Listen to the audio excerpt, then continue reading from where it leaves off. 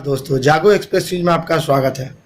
आज वाराणसी के प्रख्यात वैज्ञानिक डॉक्टर प्रेम शंकर दुबे जी से जागो एक्सप्रेस टीम एक वार्ता करेगी पर्यावरण पर। नमस्कार सर। इस समय अगस्त का महीना आखिरी सप्ताह भी लगभग समाप्त प्राय है। उत्तर प्रदेश में लगभग सूखा का धान जो यहाँ की प्रमुख खरीफ फसल है वह दयनीय स्थिति में है। सरकार स्वयं सूखा का आकलन कराने की बात सोच रही है, फिर भी कुछ हिस्सों में जैसे वाराणसी के आसपास के क्षेत्रों में बाढ़ भी है। स्थानीय समाचार पत्र प्रतिदिन गंगा जी में बाढ़ की सूचना और खतरे के बिंदु की चर्चा भी कर रहे हैं। तो ये विरोधाभास कैसा सर जी? ये विरोधाभास तो नहीं है, यह एक वैज्ञानिक सच्चाई है जो पर्यावरण के प्रति हमारी उपेक्षा से उत्पन्न हुई परिस्थितियाँ हैं। अब इसे आपने जैसा कहा कि ये बड़ा विरोधाभास है, सच्चाई है कि यही सबसे बड़ा आश्चर्य है कि अगर आप किसी चीज़ आग को देख करके अगर उसकी उपेक्षा करते हैं, पानी को देख करके उसकी उपेक्षा करते हैं, तो वो अपना काम करेगा, वो अपना रूप दिखलाएगा आपको। जो है आपको अच्छा लगे या बुरा लगे उसका परिणाम तो भुगतना ही पड़ेगा। जो है यही इसी प्रकार का प्रश्न जो है युधिष्ठिर से यक्ष ने किया था कि आश्चर्य बताओ क्या है आश्चर्य, किम आश्चर्यम। उन्होंने कहा रे किम आश्चर्यम, अरे भाई आश्चर्य बता, परम की बात करो। जो है देखते के बाद भी, देखते हुए भी कि जो है गड़बड़ी हो रही है, इसके दुष्परिणाम भयानक होंगे, फिर भी हम आँख कान मूंद करके तरह तरह के जो है भवजाल में पड़ रहे हैं। तो वही स्थिति है इस समय, सूखा भी है, बाढ़ भी है। अब बीच में हम लोग कहाँ हैं, ये तो हम लोग को देखना पड़ेगा।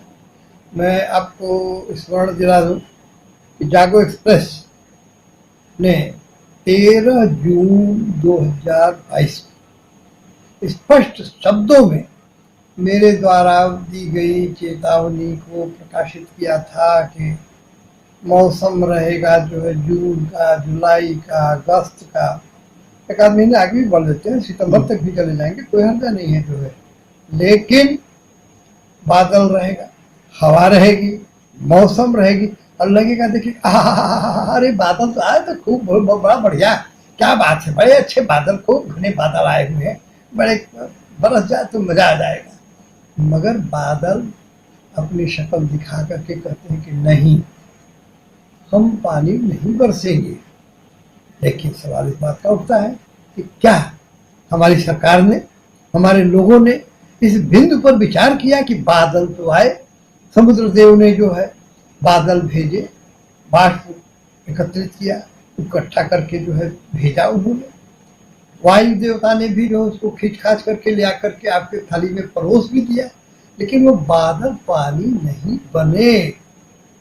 बादल तो पानी से पूरित है लेकिन वो बरसे नहीं। इसके बारे में कौन चर्चा करेगा, कौन बताएगा, इसकी जरूरत तो है ही है।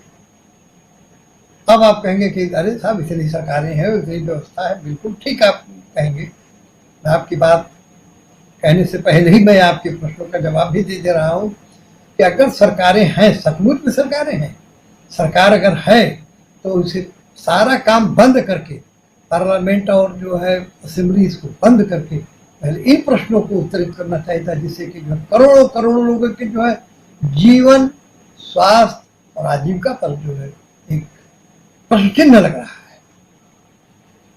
सर, एक और सूखा और दूसरी ओर बाढ़ यदि है तो क्या सरकार के पास कोई ऐसा विभाग या व्यवस्था नहीं जो इस पर विचार करे? बिल्कुल नहीं, मेरे संज्ञान में मेरे पास कोई ऐसी इंफॉर्मेशन नहीं है।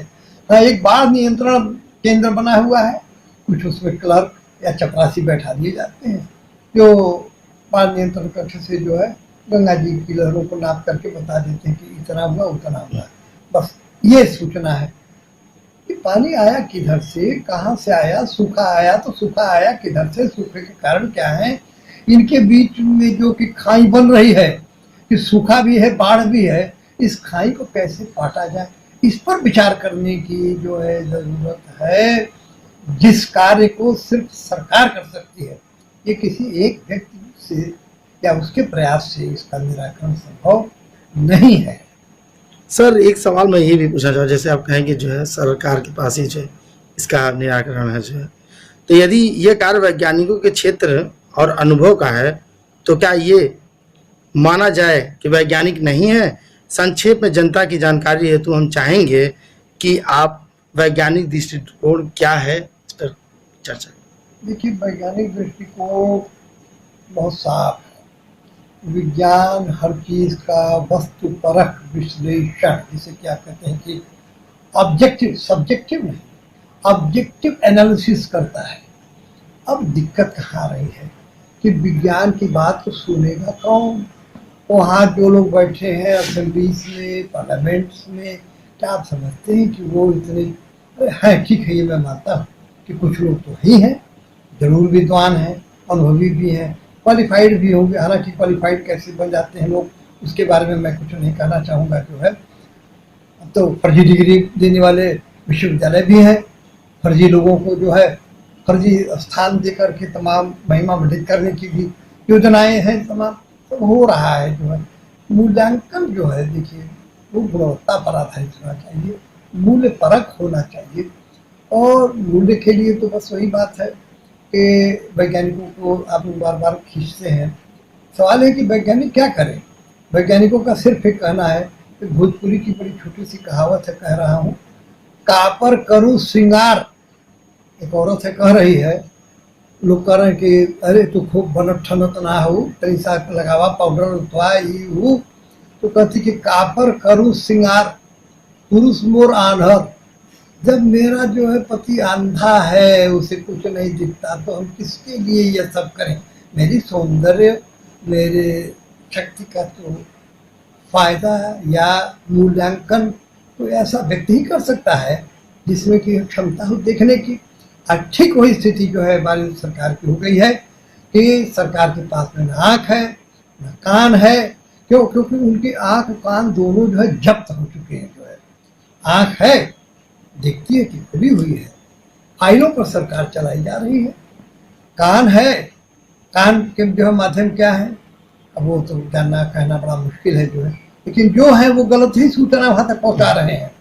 तो इन कारणों से जो है हम चारों तरफ से विफलताओं से घिरते चले जा रहे हैं। और आज मैं आपको थोड़ा सा, हालांकि ये उचित प्रकरण तो नहीं है, लेकिन फिर भी मैं कह देता हूँ, आज क्यों लड़के उद्वेलित हैं, क्यों विद्यालयों में जो है उपेक्षा और गलत काम हो रहे हैं, उल्टा सीधा काम हो रहा है? वजह क्या है? कभी किसी ने विचार किया क्या?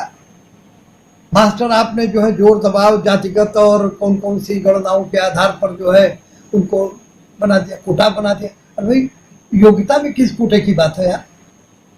कोटा किस बात का?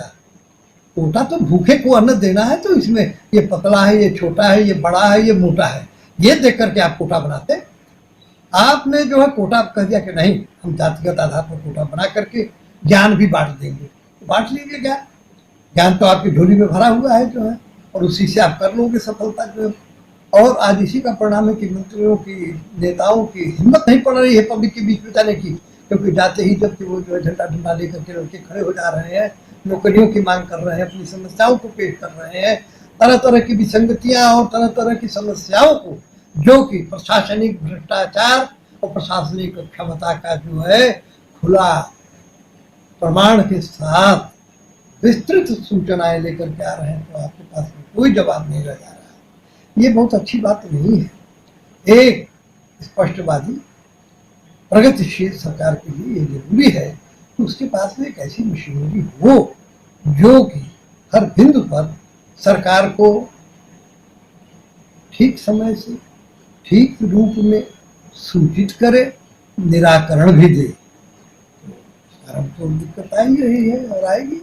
तो सरकार जो वैज्ञानिक की उपेक्षा क्यों कर रही है और उसका दुष्परिणाम क्या होगा सर भविष्य के लिए? आप क्या कहना चाहेंगे? जो जिस तरह का आपने जिक्र किया कि जो है एक विभाग में बैठे हुए हैं क्लर्क चपरासी, वो जाके 1 मीटर से देख कर बता देते हैं कि ये स्थिति है, तो कैसे हो सकता है? देखिए, इसके लिए सोच होनी चाहिए।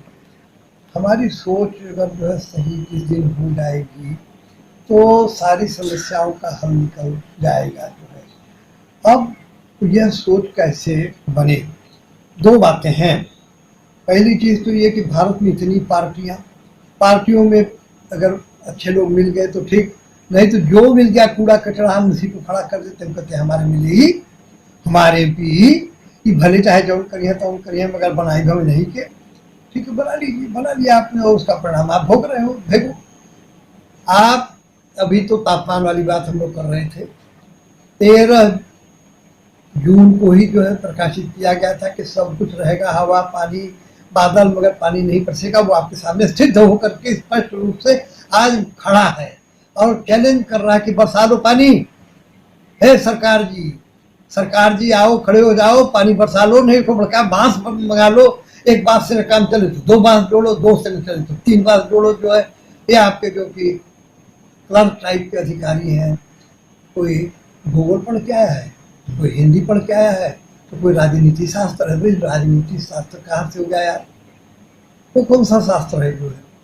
हम मिलिट्री साइंस हो गई, मिलिट्री में बंदूक चलाना है कि मिलिट्री के साइंस तो क्लासरूम में पढ़ करके होगा जो है?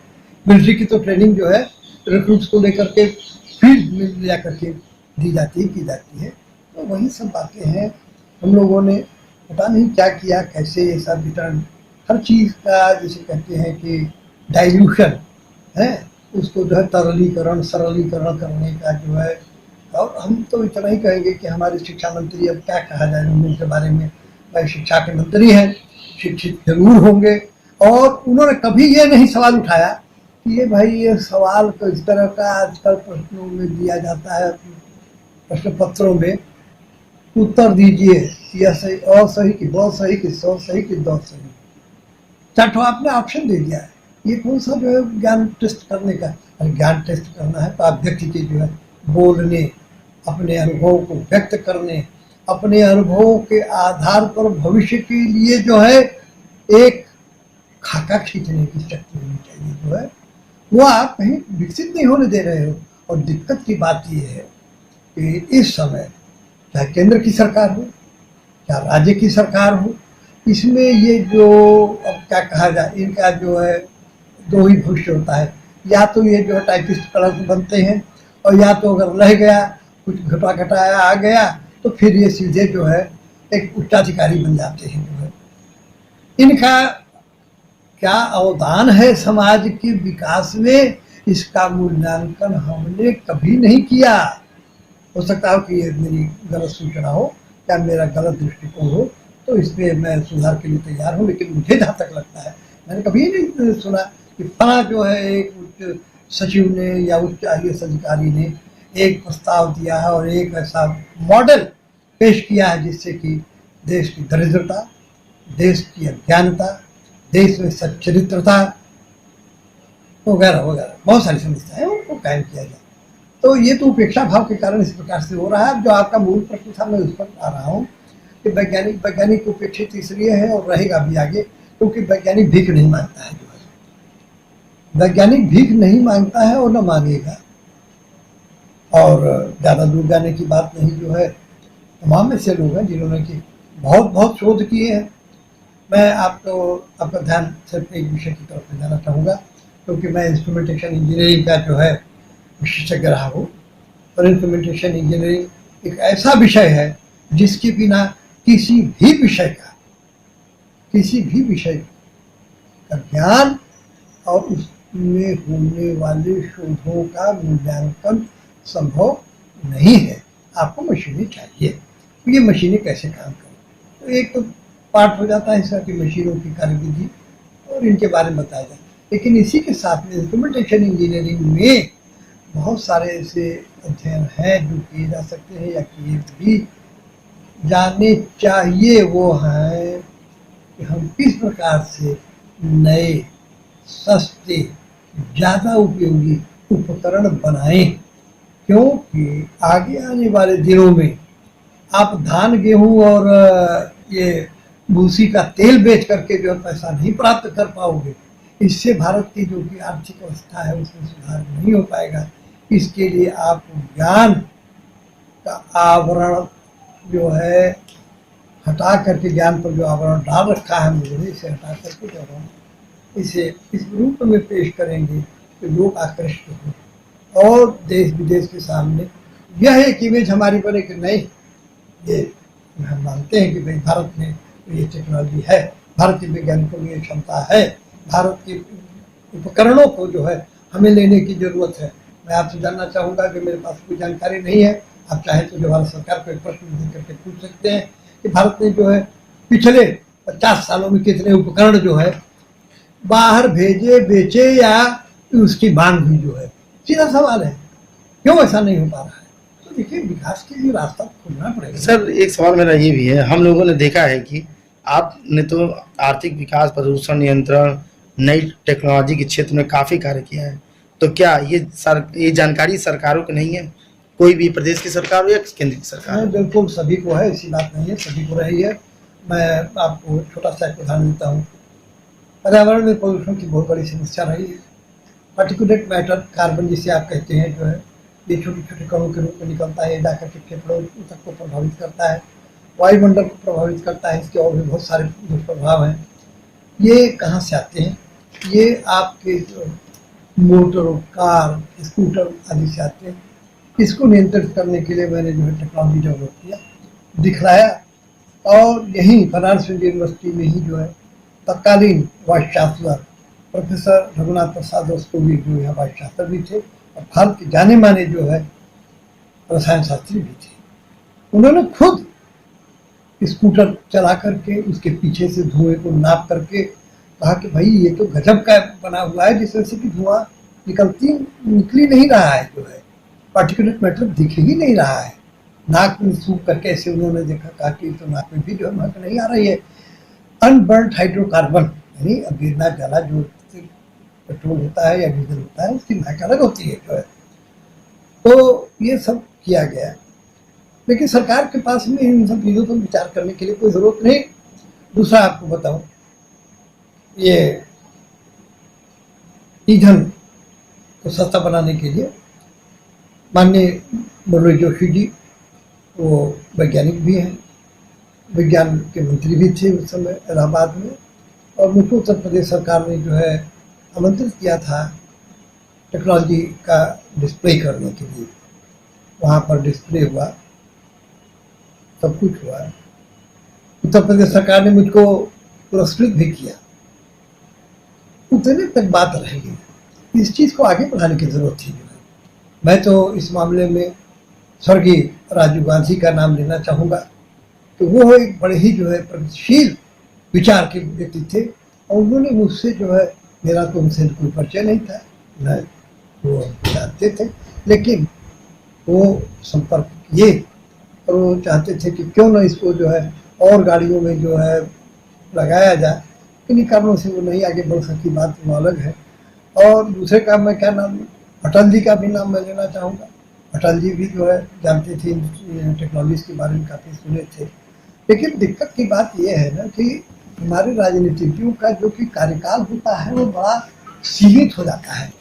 उस सीमित दौर में वो सिर्फ लड़ा भिड़ी, उठा पटक, गिराओ बनाओ, जोड़ तोड़, खचड़ मचड़, तो ये कौन सी राजनीति है भाई? गुणवत्ता तो छोड़ दोगे तो जिंदगी बर्बाद हो जाएगी।